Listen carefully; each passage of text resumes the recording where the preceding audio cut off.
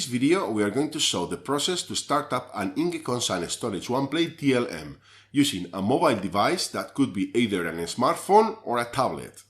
To do so, the first thing we have to do is to connect all the energy sources to the inverter, such as photovoltaic panels, batteries, etc., as well as all communication accessories. We are not going to show that part of the process that is explained in the manual, and we are going to focus on the actual startup process.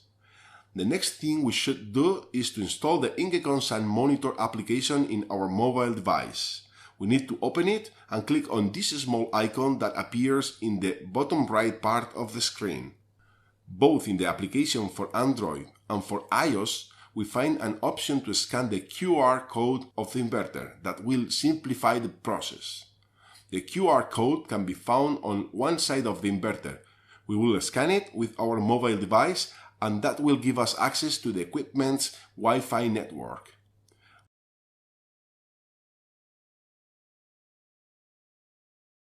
When our mobile device connects to the inverter, the first screen that appears is to select the language we are going to use in the process. There is another way to connect to the inverter apart from the QR code, which is the use of the device ID that appears on the right side of the sticker. This process varies depending on whether the mobile device that we are going to use to access the inverter has Android or iOS. The first of the cases we are going to show is the one that corresponds to devices with Android. As we can see, in addition to the QR code option, a list with all the Wi-Fi networks appears, among which we find the one generated by the inverter itself. If we select it, the smartphone device will take a few seconds to get connected. Once connected, we will have access to the equipment configuration screen. Now we are going to show the same functionality for iOS. We will select the icon that appears in the lower right part and then follow the instructions on the screen where the process to connect to the Wi-Fi network generated by the Ingeteam IS STORAGE one-plate TLM is explained.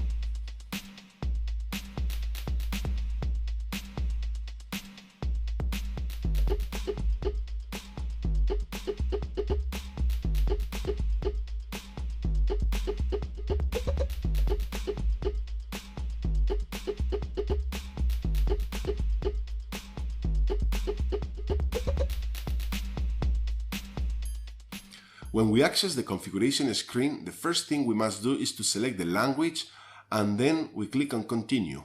The application will ask us to create an installer level user for this inverter.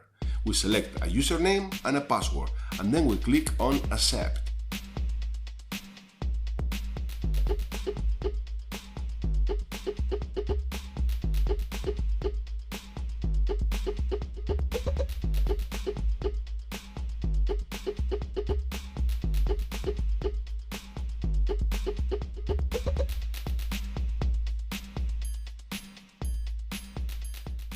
We are starting with the actual commissioning. The first thing is to select the operating mode. In this case, and as an example, we are going to select self-consumption. We will click on Continue and then the application will ask us if we want to add a battery to our system. As the electrical connection of the battery has already been made, the next step is to select the type of battery that we have connected to our inverter. Then we click on Next and the application will ask us to select the grid code to which the inverter is going to get connected.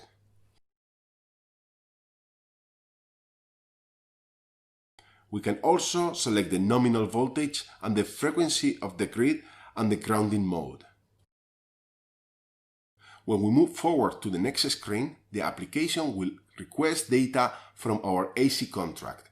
First, we input the contracted power of our installation. Let's imagine that, for example, we have 3.4 kilowatts contracted.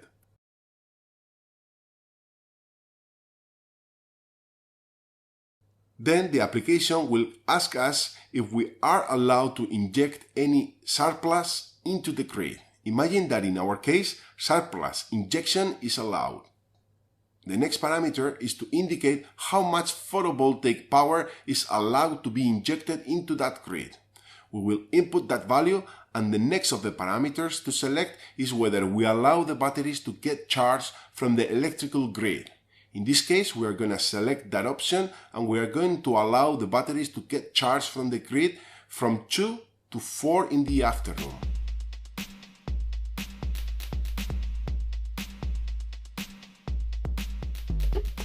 The next parameter, sock grid, corresponds to the state of charge that the batteries can reach with power from the grid.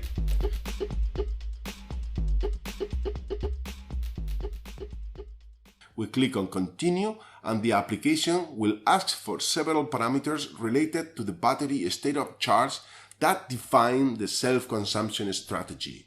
Some default values appear, but these can be modified to suit your needs. An explanation for each of those parameters, sock max, sock recovery, sock min, etc., can be found. Those definitions can be complemented with the information included in the installation manual. The last option allows us to select the activation of the backup function to keep feeding our critical loads when there is a power outage. If we activate this option, we must define the following two parameters, also explained in the inverter installation manual. The next step requested by the application is to select a power meter. If we have an external power meter, click on the Rescan option and we would automatically find it. Another option is not to use an external power meter and to use the inverter internal one. Click on Continue and the application shows a summary of the configuration that has been selected.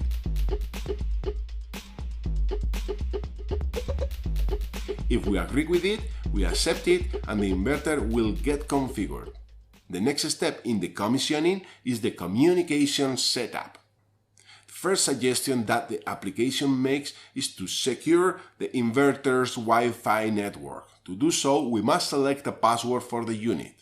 Ingeteam recommends the use of inge as a password, although installers could change it and select any other one.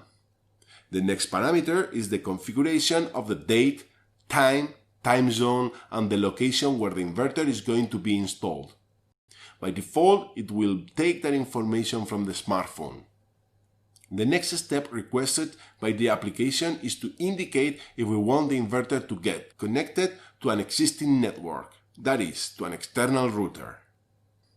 There are several ways to connect our equipment to a router. It could be via cable, for which we will select the Ethernet option. It might be via Wi-Fi, or it could be the case that there is no router and therefore we cannot connect that inverter to the internet. In our example, we are going to connect via Wi-Fi. I choose that option and the next step is to select which Wi-Fi network I want to connect to. In the SSID tab, all the available Wi-Fi networks will appear. I will choose the one I want and then the application will ask me for the password.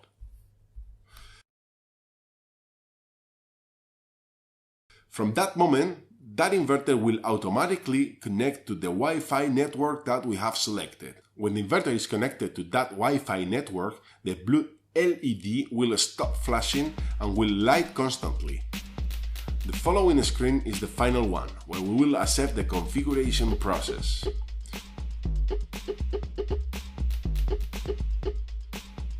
Once the inverter is configured, the next time we try to access it, the application will ask us for the installer user and password that we have previously configured.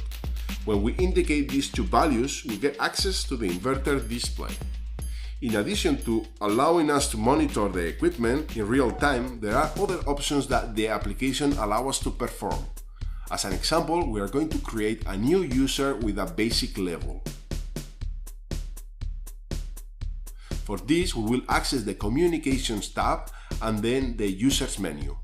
As we can see, there is already a user, the one I'm using right now, with an installer level, and we are going to add another one with a basic level. We should indicate its name and password. Next, we will select the level of access and the language, and then we'll click on OK. As we can see, we have created a new user.